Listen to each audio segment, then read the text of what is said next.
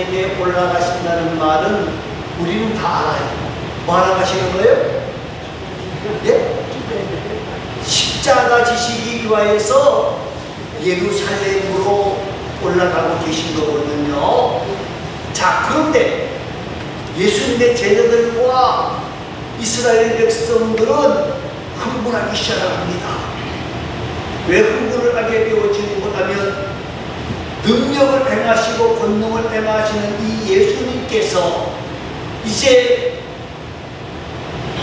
우리를 로마의 속국에서 해방시키실 정치적인 왕으로 메시아로 알고 기뻐하고 즐거워하는 거예요.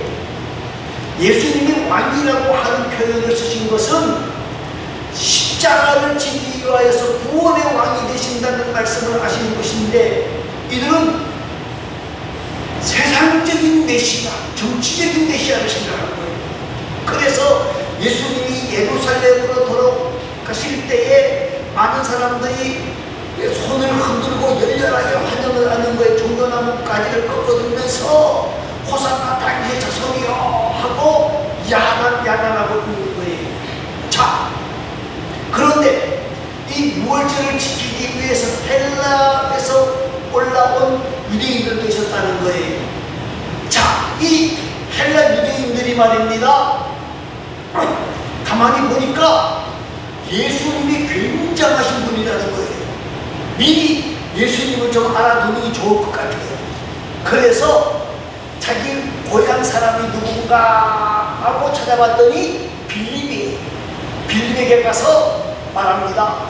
우리를 좀 예수님과 만날 수 있게 해주시기를 바랍니다 하고 있는 것이 20절, 21절의 말씀이에요.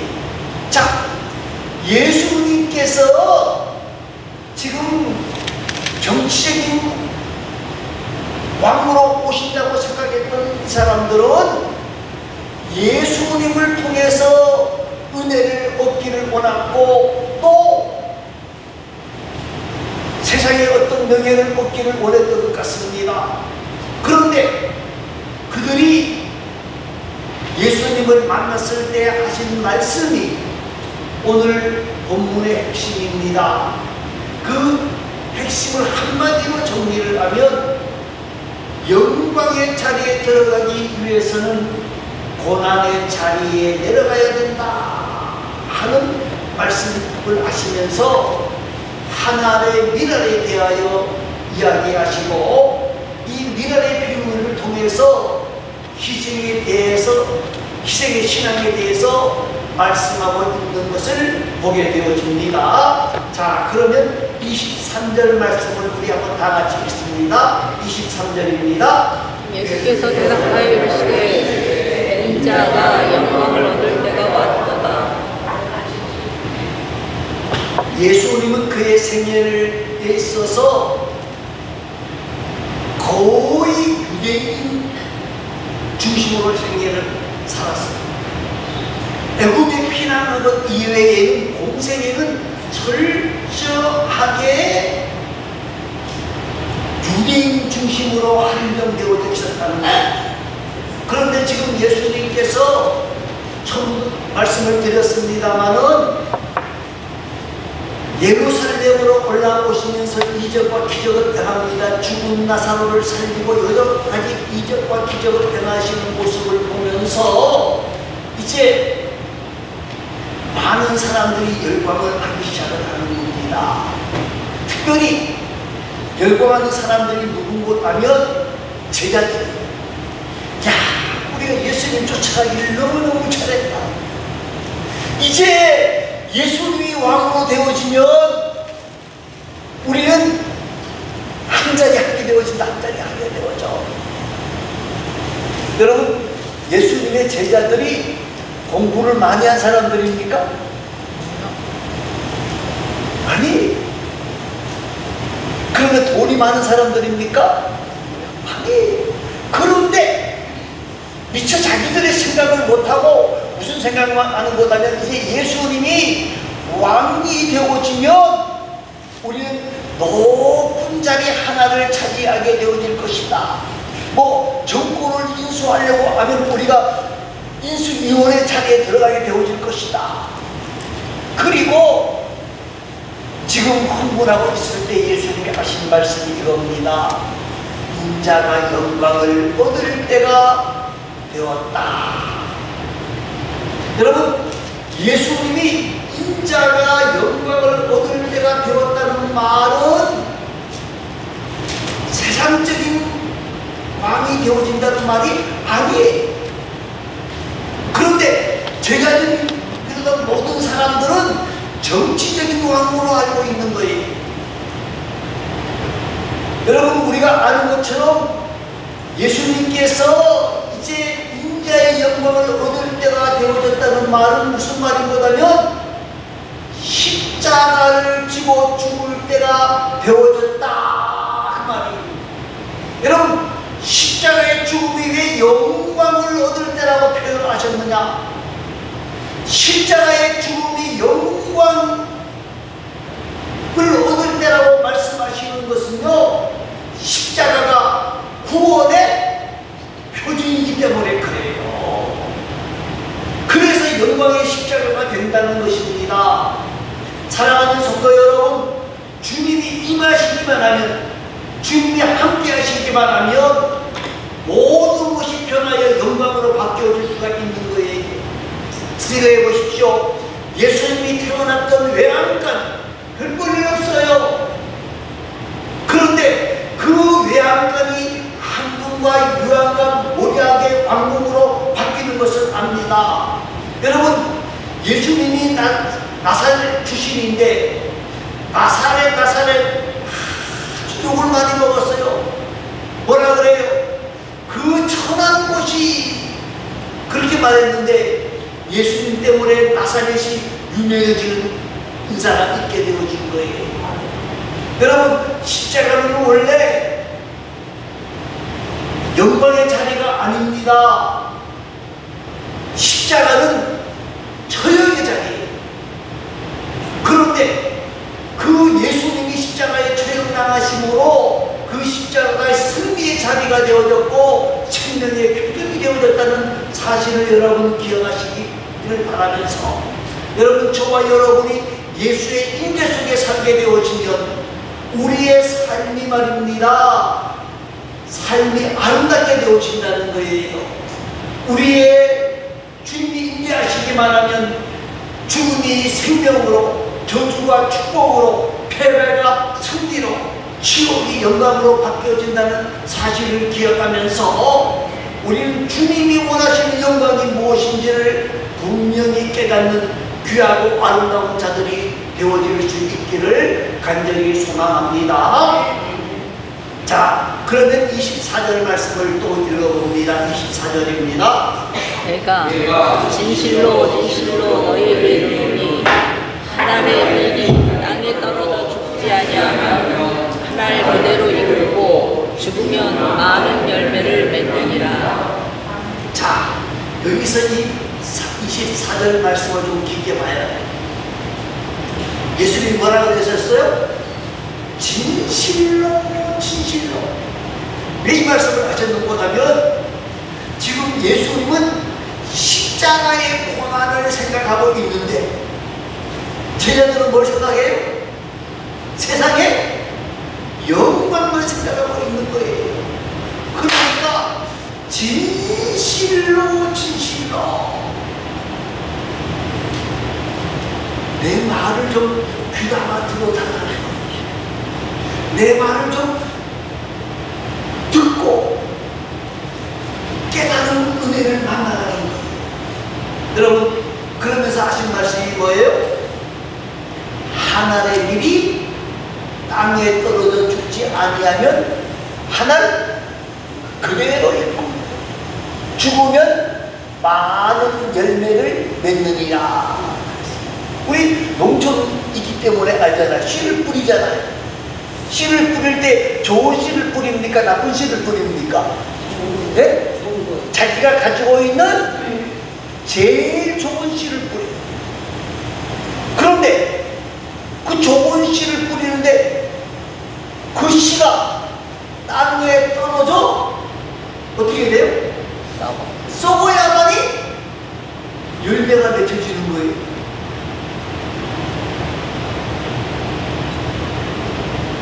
하나님의 미랄이 썩지 아니하고 그대로 있으면 농사가 된다 안 된다? 네? 안 된다. 안 돼요. 썩고 죽어야 새로운 생명이 되어지는 것인데 이것이 하나님의 미랄이 감당해야 될 사명이라는 거예요. 여러분, 많은 열매를 맺기 위해서는 하나님의 미랄이 썩어지는 역사가 있어야 된다는 거예요. 하나님의 미랄이 썩는 것이 아니고 죽어야 되는 거예요. 희생해야 된다는 거예요. 희생이 있지 아니하면 열매를 얻을 수가 없다는 거예요. 여러분, 주를 위해 희생한다고 우리가 말을 합니다.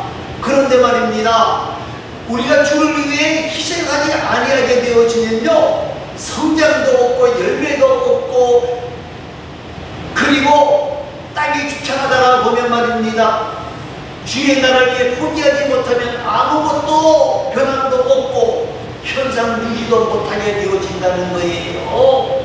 사랑하는 성도 여러분, 우리가 이 땅을 살아가면서 열매 맺는 신앙이 되어지려 그러면 말입니다, 희생해야 해요. 희생해야 해요. 여러분, 나가지지 못하고 대접받으려만 하고 자기 주장만 알아보는 친구도 없게 되어지고 외로워지게 되어지고 고독함을 느낄 수밖에 없게 되어진다는 거예요. 여러분, 하나님의 미랄이 땅에 떨어져 썩지 아니하면 동부의 농사는 어떻게 되는 거죠? 망해요. 망하게 되어지는 거예요. 많은 사람에게 피해를 주게 되어지는 거예요.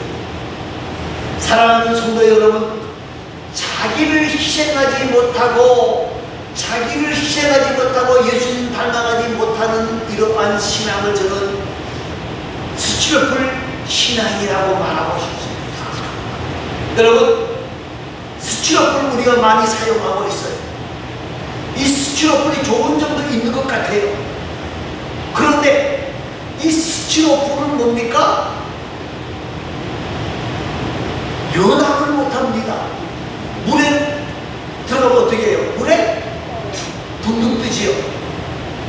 시멘트 집을 지을 때 이 스티로폴 쓰기는 쓰는데 시멘트를 바르면 붙어요? 안 붙어요? 안 해보셨어요? 안 붙어요. 자기 혼자만.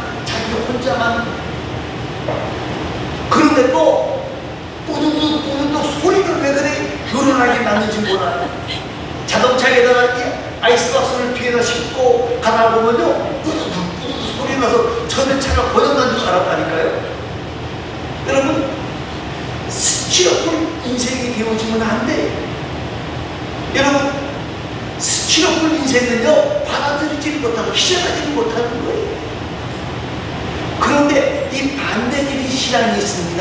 그 반대적인 신앙이 뭔가하면요, 스펀지 신앙이에요. 여러분, 스펀지는 물에 띄우면 어떻게 합니까? 물에 넣으면 물을 다 받아들이죠. 그죠? 자, 기름에다 스펀지를 넣으면 어떻게 돼요? 다 받아들여요. 기름이든 무엇이든 다 받아들인다는 거예요. 여러분, 오늘 저와 여러분이 말입니다, 하나님의 미랄이 희생되어지지 아니하면 열매를 얻을 수가 없다는 진리를 다시 한번 확인하셔야 돼요. 예수님이 하나님의 미랄이 되어졌기 때문에 우리에게 십자가를 통해서 구원 얻는 역사를 만들어 주셨다는 것입니다. 그래서 예수님의 신앙이 중요한 거예요. 여러분, 사도 바울을 생각해 보시기 바랍니다.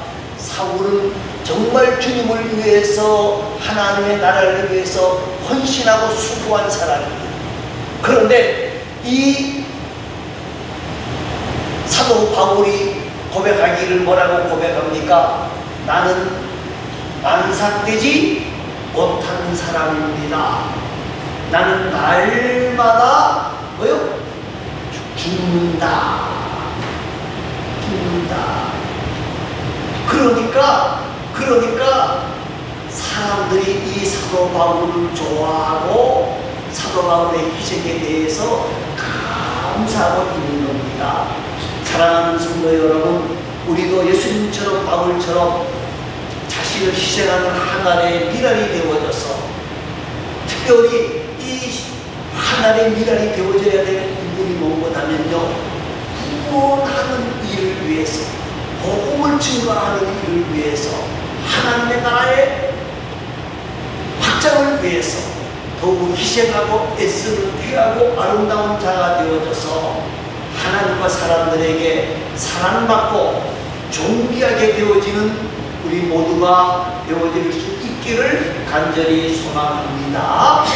또 한 가지는요, 25절 말씀입니다. 25절 말씀을 한번 읽어보시기 바랍니다.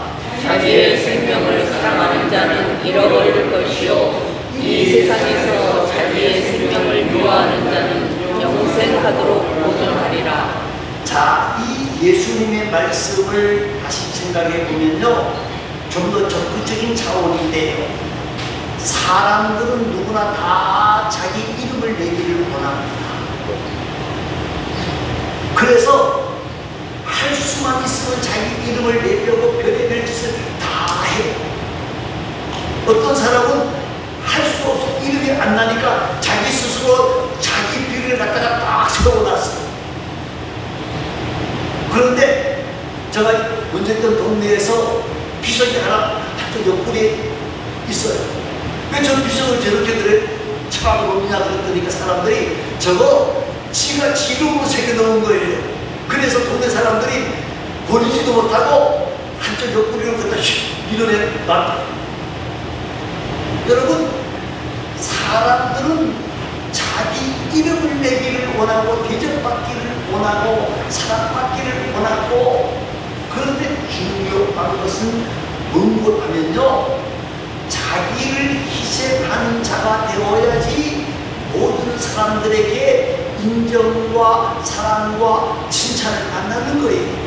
예수님 당시에 가장 열심히 있었던 사람들이 누구보다면 바리새인들이에요. 여러분, 바리새인들 정말 열심히 있는 신앙이었어요. 그런데 이 바리새인들을 향하여 예수님께서 뭐라고 말씀하셨는가 하면, 이 목사의 새끼들아, 자식들아 하고 욕을 했죠. 회치한 무덤 같은 녀석들아 하고 책망을 하셨어요. 자, 예수님께서 이 바리새인들을 왜 이렇게 책망하고 꾸중했을까? 그렇게 열심히 말하는데 왜 그랬을까요? 예수님이 잘못하신 걸까요? 이 바리새인들은 자기들이 열심히 신앙생활 하는 것은 좋은데 누구 이름 내기 위해서 열심히 신앙생활 하는 거예요?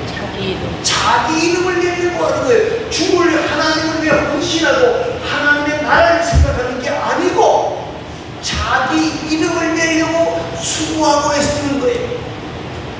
그래서 하나님 앞에 나와서 손을 들고 기도할 때에도 뭐라고 기도해요? 하나님, 나는 저 위에 있는 저 세미 같이 아니하고 자기 같이 아니합니다.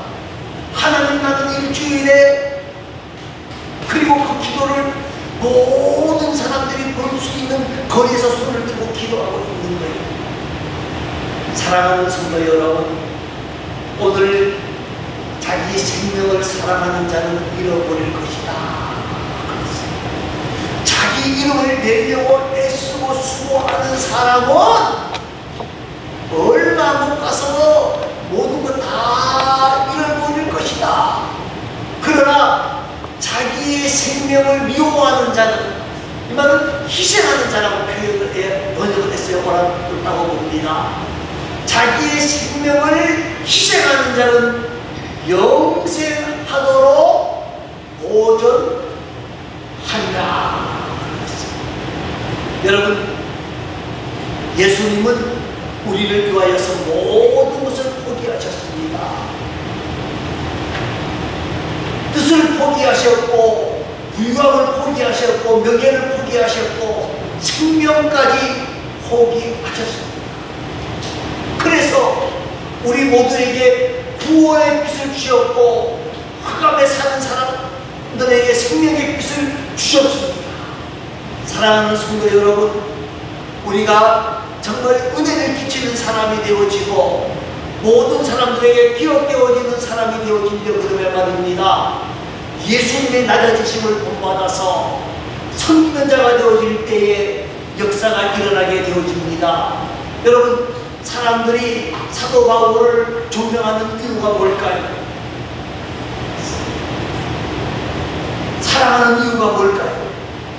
모든 것을 포기하고 나아갔기 때문입니다. 사랑하는 성도 여러분, 오늘 우리는 말입니다. 이 땅을 살아가면서 나의 체면과 나의 재능과 시간과 물질, 이 모든 것들을 포기하고 하나님 앞에서 나는 아무것도 아닙니다.